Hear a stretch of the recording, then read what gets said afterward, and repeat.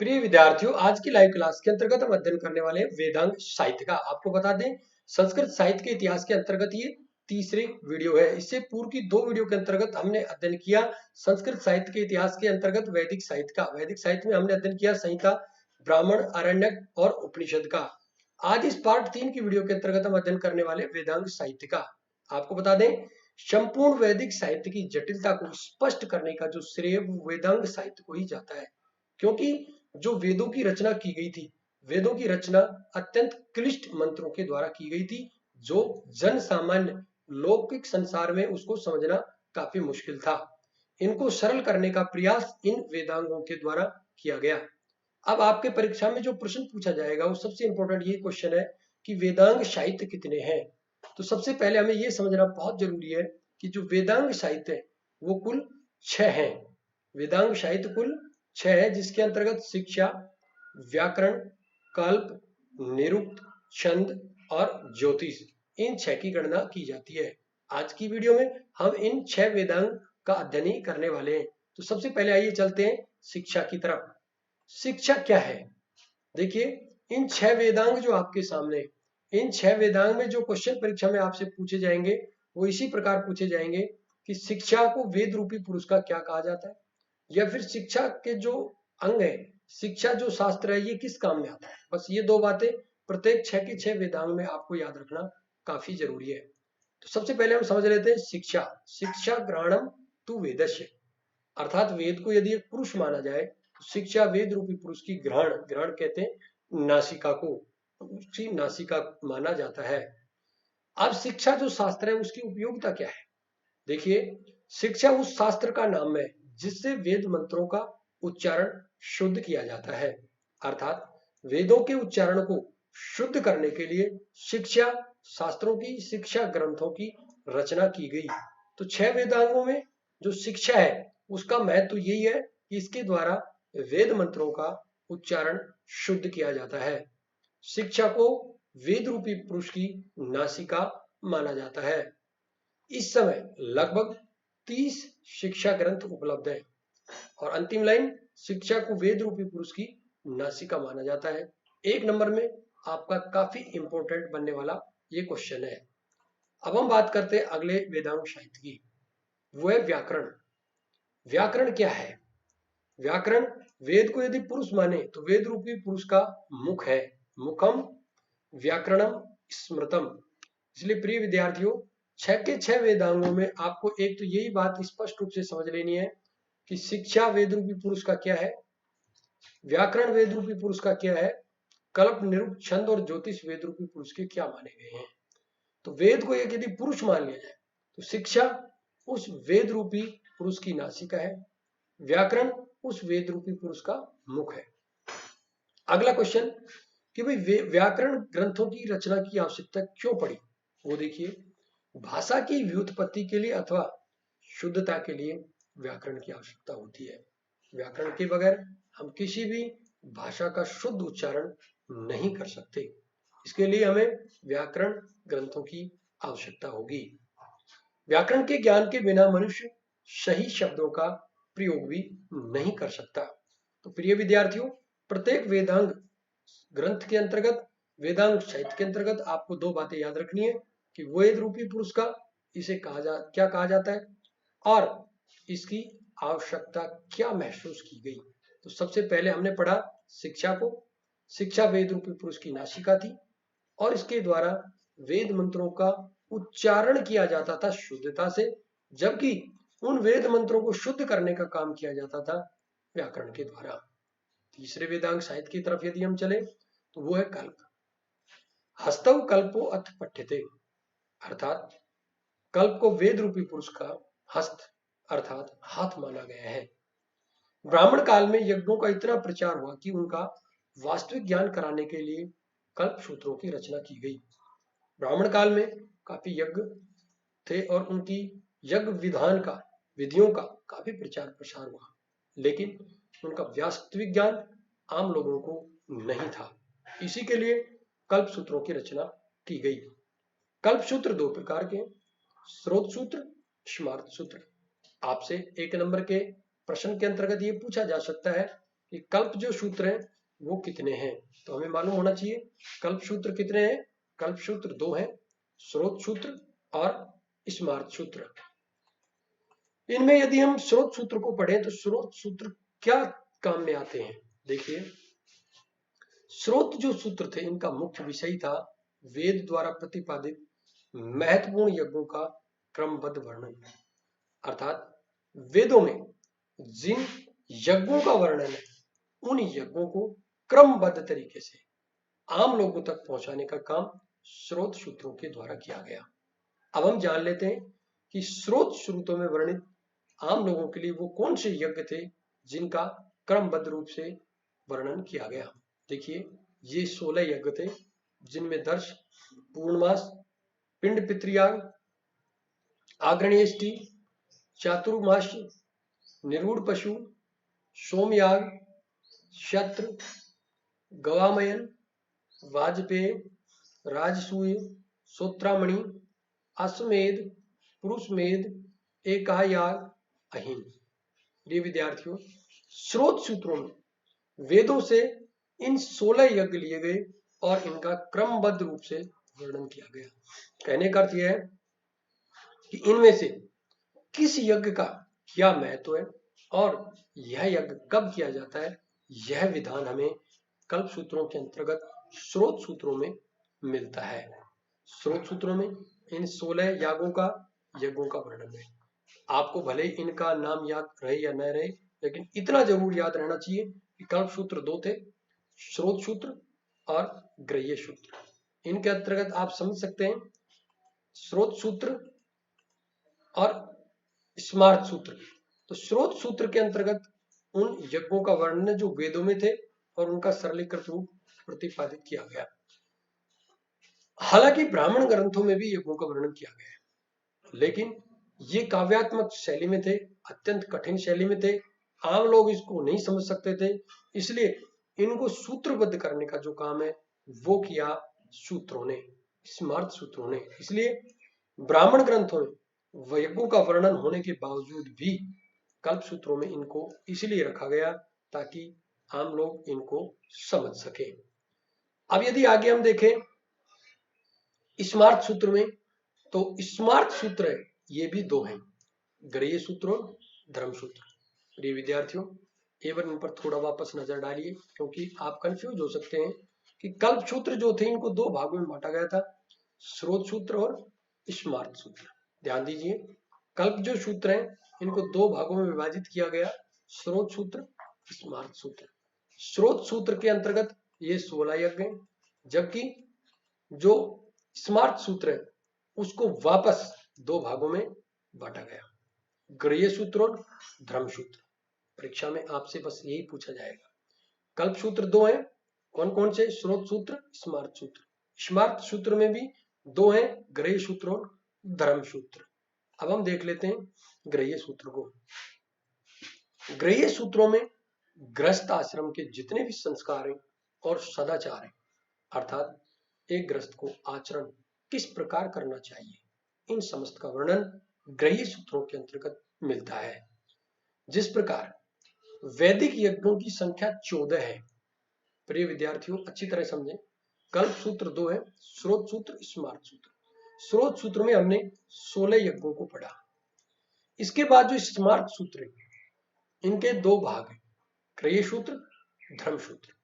ग्रह्य सूत्र जो गृहस्थ आश्रम से संबंधित विधान को बताते हैं, ग्रह्य सूत्र कहलाते हैं। ग्रह्य सूत्रों के अंतर्गत ग्रह्य यज्ञ वर्णित है और ये ग्रह्य यज्ञ 7 है। 7 ग्रह्य यज्ञ याद रखना आपके लिए बहुत ही जरूरी है। और देख लें ये जो 7 ग्रह्य यज्ञ है कौन कौन से, पितृयज्ञ, पार्वण यज्ञ, अष्टक यज्ञ, श्रावण यज्ञ, अश्वायुजी यज्ञ, अग्रहायणी यज्ञ, क्षेत्रीय यज्ञ। अपनी नोटबुक में आप इनको उतार भी सकते हैं, बहुत ही इंपॉर्टेंट है। ग्रह्य सूत्र के अंतर्गत वर्णित जो गृहस्थ आश्रम से संबंधित 7 यज्ञ हैं, इनको आपको याद रखना बहुत जरूरी है।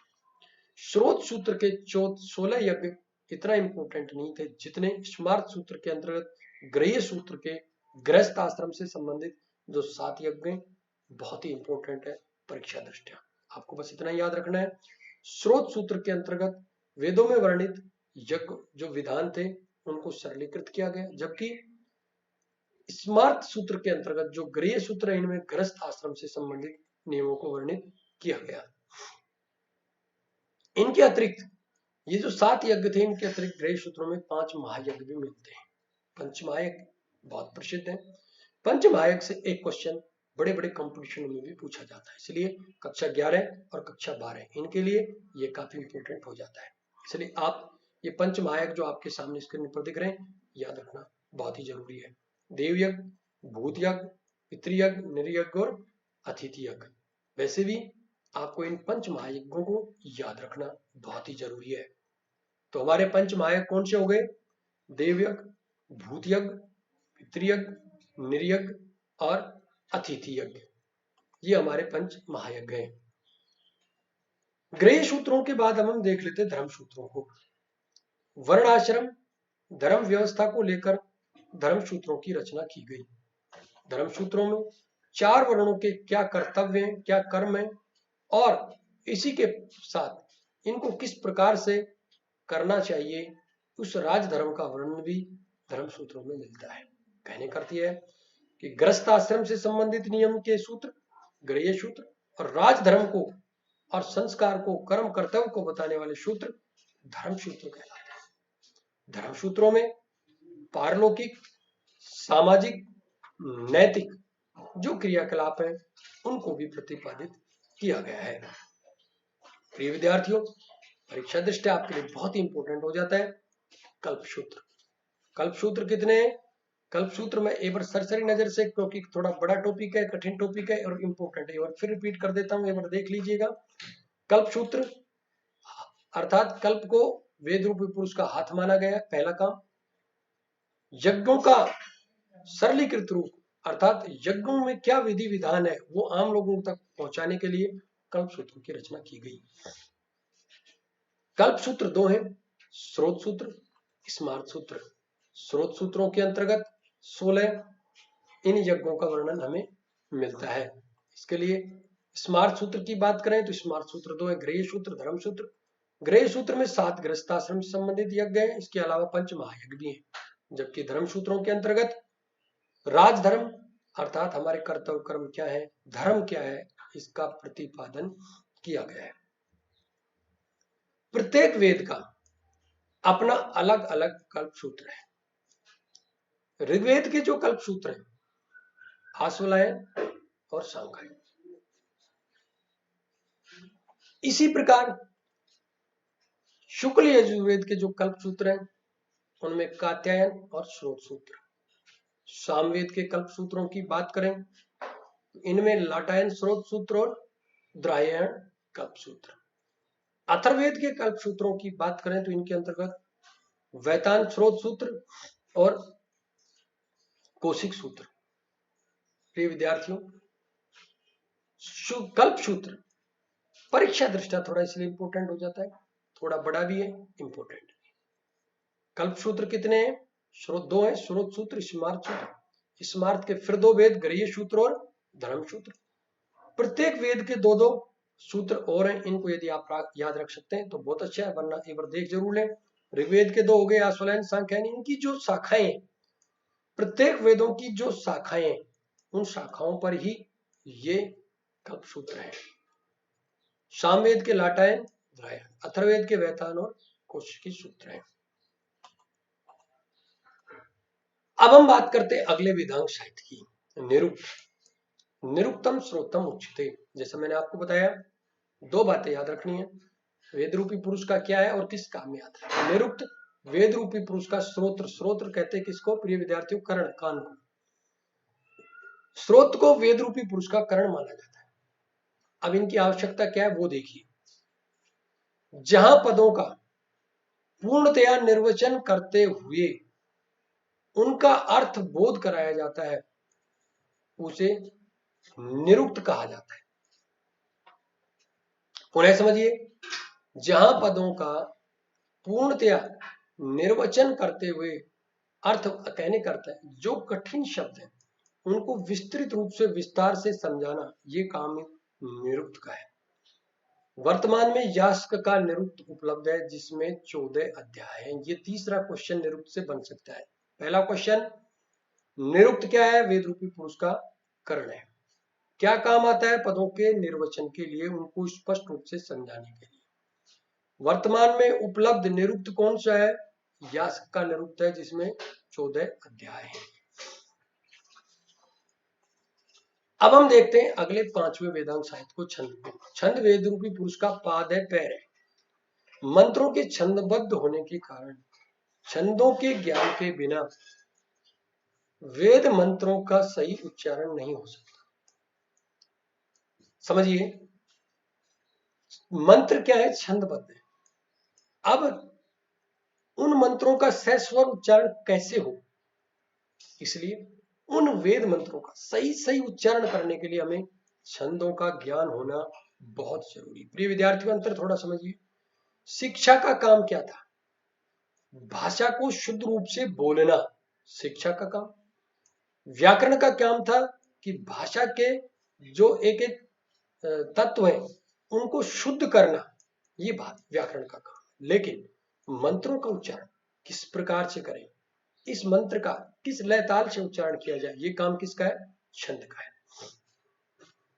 छंद शास्त्र का सबसे प्रसिद्ध ग्रंथ यदि आपसे पूछा जाए तो आचार्य पिंगल का छंद सूत्र माना जाता है। आचार्य पिंगल का छंद सूत्र छंद शास्त्र का प्रसिद्ध ग्रंथ है। प्रिय विद्यार्थियों, छंद वेदांग साहित्य जो छंद है, इससे 3 क्वेश्चन बनेंगे। वेद रूपी पुरुष का पैर है, वेद मंत्रों का सही उच्चारण करने के काम में आता है, और इसका प्रसिद्ध ग्रंथ कौन सा है? छंद सूत्र है आचार्य पिंगल का। अंतिम वेदांग साहित्य आप देखिए, ज्योतिषामयनम चक्षु। ज्योतिष को वेद रूपी पुरुष का चक्षु कहा जाता है। ज्योतिष शास्त्र की आवश्यकता क्यों पड़ी? काल विवेचन शास्त्र है। मुहूर्त को जानकर किए जाने वाले यज्ञ आदि कार्य विशेष रूप से फल देने वाले होते हैं, अन्यथा नहीं। और वो मुहूर्त का ज्ञान ज्योतिष शास्त्र कराता है। देखिए, ज्योतिष का काम क्या है? कौन सा कार्य कब शुरू किया जाए और कब समाप्त किया जाए, ये बात हमें ज्योतिष शास्त्र बताता है। इसलिए इसको काल विवेचन शास्त्र भी कहते हैं। 3 क्वेश्चन बन सकते हैं प्रिय विद्यार्थियों इससे। वेद रूपी पुरुष का चक्षु, काल विवेचन शास्त्र और मुहूर्त का ज्ञान कराने वाला वेदांग साहित्य। तो हमने देखा 6 के 6 जो हमारे वेदांग साहित्य हैं, इनमें चारों वेदों के अलग अलग ज्योतिष शास्त्र थे। आपको बता दें, तीनों के उपलब्ध हैं। सामवेद का कोई ज्योतिष शास्त्र उपलब्ध नहीं है। ऋग्वेद का जो ज्योतिष शास्त्र उसे कहते हैं आर्च ज्योतिषम। यजुर्वेद के जो ज्योतिष शास्त्र उसका नाम है याजुष ज्योतिषम। अथर्ववेद का जो ज्योतिष शास्त्र है उसका नाम है अथर्वण ज्योतिषम। सामवेद का कोई ज्योतिष शास्त्र उपलब्ध नहीं है। तो ज्योतिष से एक ये क्वेश्चन भी काफी इंपॉर्टेंट हो जाता है। इन तीनों ही ज्योतिष शास्त्रों के रचयिता लगद मुनि थे। कितना इंपॉर्टेंट क्वेश्चन ये हो चुका, आप समझ चुके होंगे। ज्योतिष को वेद रूपी पुरुष का चक्षु कहा जाता है। काल विवेचन शास्त्र है। मुहूर्त का ज्ञान कराने वाला शास्त्र है। सामवेद का कोई ज्योतिष शास्त्र नहीं है। ऋग्वेद, यजुर्वेद, अथर्ववेद का एक एक ज्योतिष शास्त्र है, और तीनों के तीनों ज्योतिष शास्त्र के रचयिता लगद मुनि माने जाते हैं। याजुष जो ज्योतिष है, इसके 2 प्रमाणिक भाष्य भी हमें प्राप्त होते हैं। देखिए, याजुष जो ज्योतिष है ये यजुर्वेद का है, और यजुर्वेद के इस याजुष ज्योतिष के 2 प्रमाणिक भाष्य कौन कौन से? प्राचीन भाष्य और नवीन भाष्य। आपसे पूछ सकते हैं। तो प्राचीन भाष्य के रचनाकार सोमाकर और नवीन भाष्य के रचनाकार माने जाते हैं शुभांकर द्विवेदी। ज्योतिष शास्त्र के 3 मार्ग हैं, सिद्धांत, संहिता, अवरूप। इसलिए यह शास्त्र त्रिस्कंद भी कहा जाता है। देखिए, ज्योतिष शास्त्र से कितने इंपॉर्टेंट क्वेश्चन बन चुके हैं। सबसे पहला, वेद रूपी पुरुष का चक्षु, काल विवेचन शास्त्र, मुहूर्त का ज्ञान कराने वाला शास्त्र। 3 ज्योतिष शास्त्र उपलब्ध हैं। चारों वेदों में से तीन के सामवेद का कोई ज्योतिष शास्त्र नहीं है। तीनों के तीनों ज्योतिष शास्त्र के रचयिता लगध मुनि। ज्योतिष शास्त्र को त्रिस्कंद भी कहा जाता है क्योंकि इसके तीन मार्ग हैं, सिद्धांत, संहिता और अहोरू। तो आप देख सकते हैं प्रिय विद्यार्थियों, 6 के 6 जो वेदांग हैं, इनमें कल्प और ज्योतिष ये कितने इंपॉर्टेंट हो गए, क्योंकि इनसे काफी क्वेश्चन बनने वाले। कल्प भी 2 थे, स्रोत सूत्र, स्मार्त सूत्र। स्रोत में 16 यज्ञ थे, स्मार्त के 2 भाग थे, गृह सूत्र और धर्म सूत्र, इसलिए इंपॉर्टेंट हो गया। और ज्योतिष के आप लोगों ने देख लिया, ज्योतिष के 3 ज्योतिष शास्त्र, त्रिस्कंद इसका नाम क्यों, ये हमने इसके अंतर्गत पढ़ा।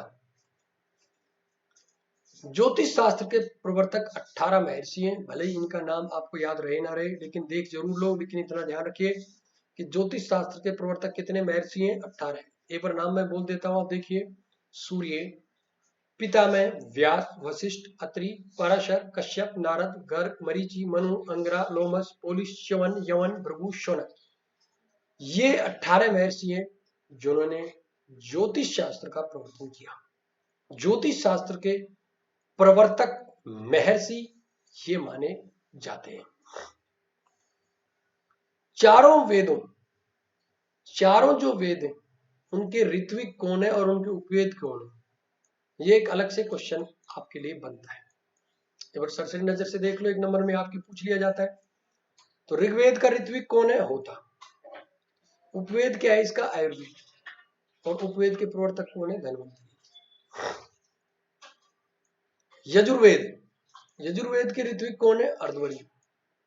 यजुर्वेद का उपवेद क्या है, धनुर्वेद। और यजुर्वेद के उपवेद के प्रवर्तक कौन है, धनुर्वेद के विश्वामित्र। सामवेद का ऋत्विक उद्गा था, इसका गंधर्व वेद उपवेद है। गंधर्व वेद के प्रवर्तक थे भरतमुनि। अथर्ववेद का ऋत्विक ब्रह्मा, उपवेद स्थापत्य वेद और शिल्प वेद, और प्रवर्तक थे विश्वकर्मा। प्रिय विद्यार्थियों, बहुत ही इंपॉर्टेंट, बड़े बड़े कॉम्पिटिशनों में भी इससे क्वेश्चन बनता है। कक्षा 11-12 के लिए कितना महत्वपूर्ण हो जाता है, ये आप लोग समझ सकते हैं। चारों वेदों के ऋत्विक तो कम से कम आपको याद रहना चाहिए, बोलते ही दिमाग में आ जाना चाहिए। ऋग्वेद का बताइए ऋत्विक होता, यजुर्वेद का अर्धवर्य, सामवेद का उद्गाता, अथर्ववेद का ब्रह्मा। समझ चुके होंगे चारों वेदों के ऋत्विक। और चारों वेदों के उपवेद भी याद रखिए। ऋग्वेद का उपवेद आयुर्वेद, यजुर्वेद का उपवेद धनुर्वेद, सामवेद का गंधर्ववेद और अथर्ववेद का स्थापत्य और शिल्प। अब ये उपवेद के रचनाकार क्या है, ये भी आपको देखें। तो प्रत्येक वेद की 3 बातें प्रिय विद्यार्थियों बहुत ही आवश्यक है आपको याद रखना। परीक्षा दृष्टया काफी इंपॉर्टेंट क्वेश्चन इनसे बनते हैं। ये था हमारा वेदांग साहित्य।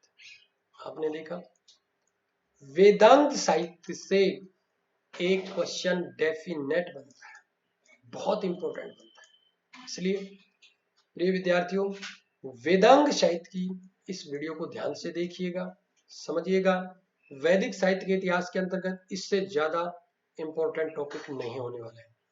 सबसे पहला तो 1 नंबर में आप ये याद रख लीजिएगा, वेदांग कितने, 6 है, आपके सामने स्क्रीन पर है, प्रत्येक पेज पर रहे। शिक्षा, व्याकरण, कल्प, निरुक्त, छंद, ज्योतिष। अगली एक बात और याद रख लीजिएगा, प्रत्येक वेद को वेद रूपी पुरुष का क्या कहते हैं, शिक्षा को नासिका, व्याकरण को मुखम व्याकरणम स्मृतम, वेद रूपी पुरुष का मुख, कल्प हस्तव कल्पवत पठते हाथ, निरुक्तम श्रोतम उच्चते, निरुक्त को वेद रूपी पुरुष का श्रोत्र कान, छंदय पादव तू वेदस्य, छंद को वेद रूपी पुरुष का पाद, ज्योतिषा मैनम चक्षु, ज्योतिष को वेद रूपी पुरुष का चक्षु माना जाता है।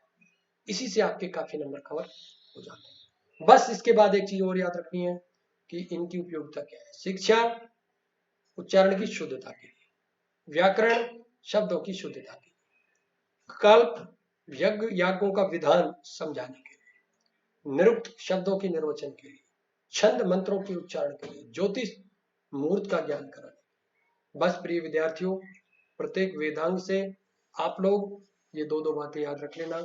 1 नंबर और 3 नंबर का क्वेश्चन ऑटोमेटिक आपका सही हो जाएगा। बाकी थोड़ी थोड़ी विवेचन जो हमने बताई है, इनमें आप थोड़ा सा कल्प सूत्र को ध्यान से देख लेना और ज्योतिष शास्त्र को थोड़ा ध्यान से देख लेना। 3 नंबर में इनसे थोड़ा क्वेश्चन इंपोर्टेंट बन जाता है। बाकी जो आपके सामने स्क्रीन पर है, प्रत्येक वेद का ऋत्विक, उपवेद और उपवेद के प्रवर्तक, इनको भी आप जरूर देख लीजिएगा, एक क्वेश्चन से भी बन जाता है। तो प्रिय विद्यार्थियों, वैदिक साहित्य के इतिहास के अंतर्गत ये पार्ट 3 था, भाग 3 था। इससे पूर्व के 2 पार्ट में हमने संहिता, ब्राह्मण, आरण्यक, उपनिषद को पढ़ा। तीसरे पार्ट में हमने वेदांग साहित्य को पढ़ा। वैदिक साहित्य को चौथे पार्ट की वीडियो में प्रिय विद्यार्थियों समाप्त कर देंगे। बस एक चीज बचा है कि वेदों का रचना काल क्या है, विभिन्न विद्वानों का इसके लिए क्या मत है। इस वीडियो को भी आप जरूर देखना। इस सीरीज की अगली वीडियो में हम आपको बताएंगे कि प्रत्येक वेद का अलग अलग विद्वानों ने क्या समय माना है, क्या काल माना है। इससे भी काफी क्वेश्चन प्रतियोगिता परीक्षाओं में और आपकी कक्षा 11 और 12 की परीक्षाओं में पूछा जाता है। तो बस इसकी चर्चा हम वैदिक साहित्य के इतिहास के पार्ट 4 में करेंगे, इसलिए पार्ट 4 को जरूर देखिएगा। पहले की पार्ट 2 की वीडियो देखने के लिए नीचे डिस्क्रिप्शन में आपको लिंक मिल जाएगा, वैदिक संस्कृत साहित्य का इतिहास नाम से और विजेत्री पाठ्य पुस्तक नाम से, वह बाकी और वीडियो को भी देख सकते हैं। आज की वीडियो में बस इतना ही। नमस्कार।